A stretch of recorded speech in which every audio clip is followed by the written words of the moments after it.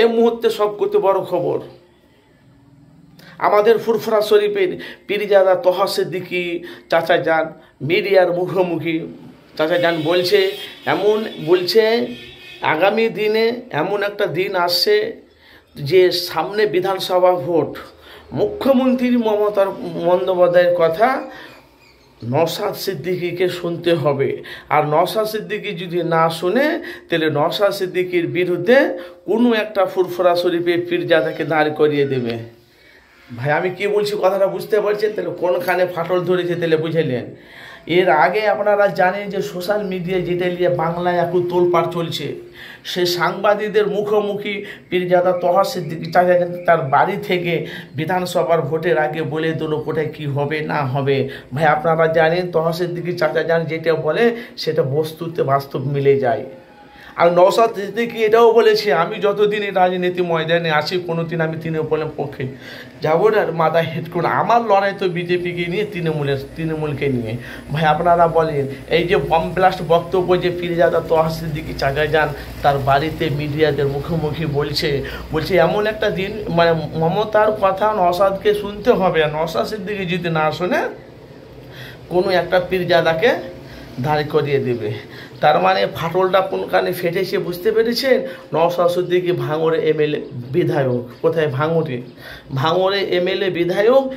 তার মানে পীরজাদা কাসেম সিদ্দিকী ভাইজান আপনারা জানেন যে ইফতারের পার্টিতে মুখ্যমন্ত্রী মমতা বন্দ্যোপাধ্যায় উনি এসেছিলেন। আপনারা দেখেছেন সবসময় মমতার পাশেই ছিল কে? কাসেম সিদ্দিকী। যে কাসেম সিদ্দিকী তৃণমূলের বিপক্ষে ছিলেন, সে এখন পক্ষে হয়ে গেছে, সেটাই এখন তোলপাড়। এখন ভাঙড়ে আইএসএফের সাথে তৃণমূলের প্রার্থী কাসেম সিদ্দিকী ভাই বিধানসভা ভোটে তাহলে কোথায় ভাঙড়ে ফাটল ধরেছে বুঝতে পেরেছেন? আর ফুরফুরা শরীফে আপনারা জানেন যে তোহা সিদ্দিকী চাচা যান যেটা বলে সেটা বস্তুর সাথে বাস্তব মিলে যায়। ভাই আগামী দিনে জিনিসটা হবে। বাংলার মানুষ তো অনেক মানুষ বলছে তৃণমূল এমন এক পরিস্থিতি আছে এখন বাংলার সব উন্নয়ন বিষয় কাছে আবার নওশাদ সিদ্দিকী তৃণমূলে যেন না ঢুকে যায়। আর নওশাদ সিদ্দিকী বলছে আমি তৃণমূলে ঢুকবো না। আর তোহা সিদ্দিকী চাচা যান বলছে মমতার কথা নওশাদকে শুনতে হবে, আর নওশাদ যদি না শুনে ওর পক্ষে কোনো পীরজাদাকে দাঁড় করে দেবে। ভাই আপনাদের মতামত কি? আপনারা কি বলছেন? এটা হতে পারে? কিন্তু দেখে না হওয়ার কোনো সম্ভব নেই। সেটাই নিয়ে কিন্তু এখন বাংলা তোলপাড়, বড় বড় সাংবাদিক মিডিয়ারা সেই ভিডিও নিয়ে এখন সোশ্যাল মিডিয়া এখন তোলপাড় চলছে ভাই। আর নওশাদ সিদ্দিকী উনিও বলছে কি করবে না করবে, কিন্তু বিধানসভা ভোটে ভাই নওশাদ সিদ্দিকী কাউকে জোট করবে না একা লড়বে, সেটাই নিয়ে এখন বাংলা তোলপাড়। তাইলে মমতার কথা তোমার নওশাদ ভাইজানকে শুনতে হবে। নওশাদ ভাইজান না শুনে তো কোনো একটা পীরজাদাকে দাঁড় করে দেবে।